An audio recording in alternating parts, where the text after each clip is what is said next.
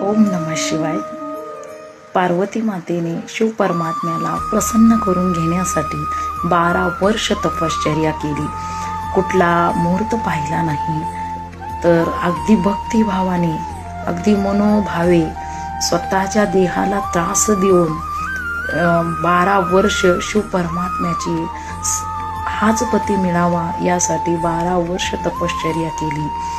आणि आपण एक दिवस उपवास ठेवतो वर्षातून, त्यासाठी आपण मुहूर्त पाहतो. खरं तर शिव परमात्म्याला प्रसन्न करून घेण्यासाठी मुहूर्ताची काही गरज नाही. भक्ती, भाव, श्रद्धा याची गरज आहे. आणि शिव परमात्म्याला भक्तीच्या बळावर प्रसन्न करून घेतलं जातं. कारण मनमथ माऊली म्हणतात, आम्ही भक्तिभावाचे पाहुणे, भक्ती विण ना आवडती शहाणे. ओम नमः शिवाय.